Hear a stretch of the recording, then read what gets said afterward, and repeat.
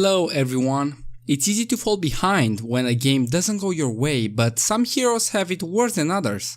These heroes are sometimes referred to as snowballers.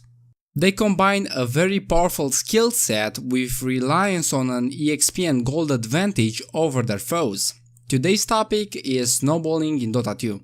Please pay close attention since this topic is challenging and mastering it will bring you into the advanced tier of DotA players.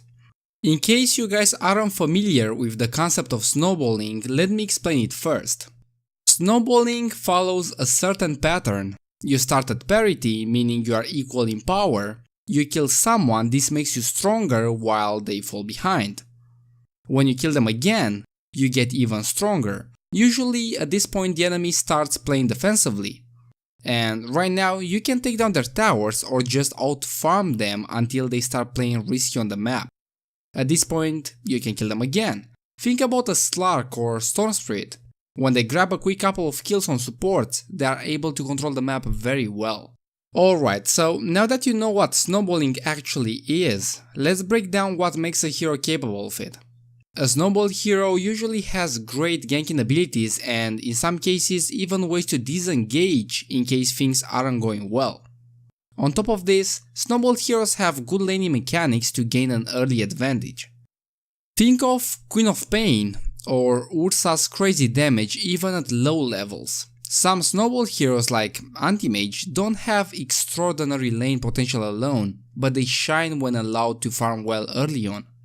This is another way to create a power gap between yourself and the enemies. For example, Queen of Pain is a solid mid hero with amazing lane control. Her ability ensures that she can safely grab a quick gold and EXP lead through runes and lane creeps. Afterwards, she starts ganking. She can approach her target quickly and deal enough burst damage to take almost anyone down.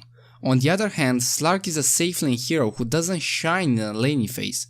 However, he'll usually have one or two supports to secure his farm, until eventually he will have critical items to start engaging. Simple stuff, right?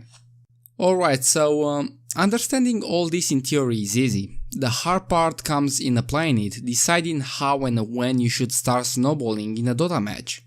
Most snowball heroes rely on one critical item to get rolling. Shadowblade on Slark, Yule Scepter on Lina, Blast on Storm, etc.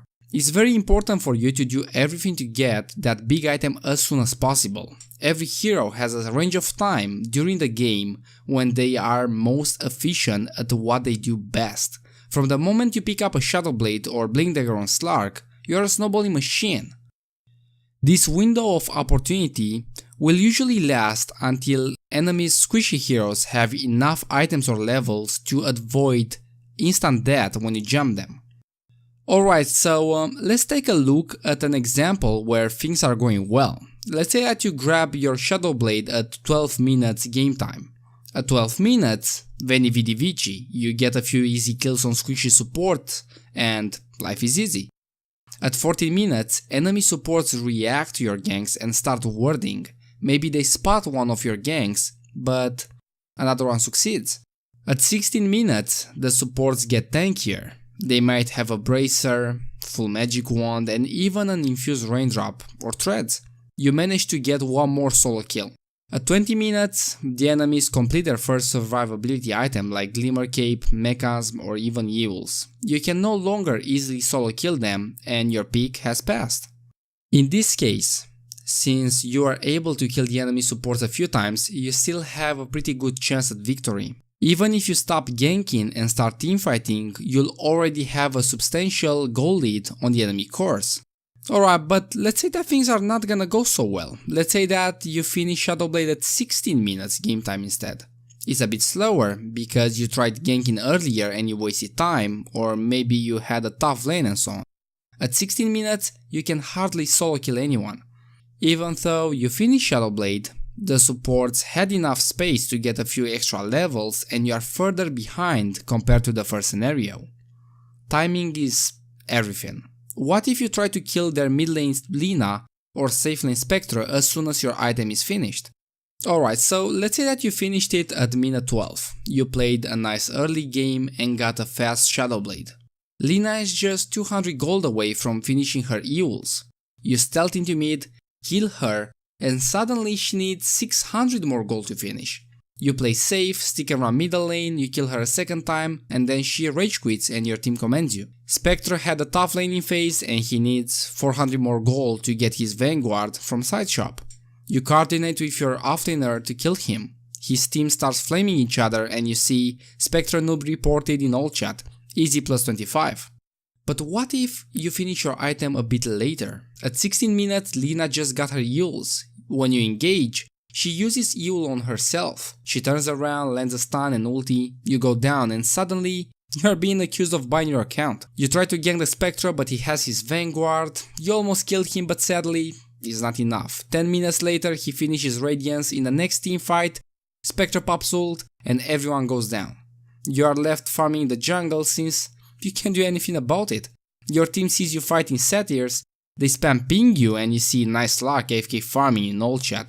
Next game you get sent into low priority. Alright, so the moral of the story, don't waste time picking up your first big item. When playing a Snowball hero, it's all about who's going to get that gold first and start having an impact.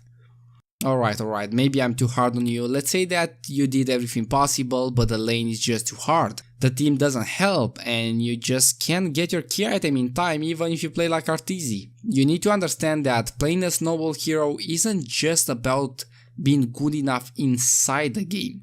You have to create the right circumstances in the first place. Avoid picking a Snowball hero unless you see that you have decent support or you can predict a good matchup in your lane. Another very important detail, make sure that you can actually kill at least 2 enemy heroes. First picking a Slark is usually a bad idea even if your team guarantees your farm.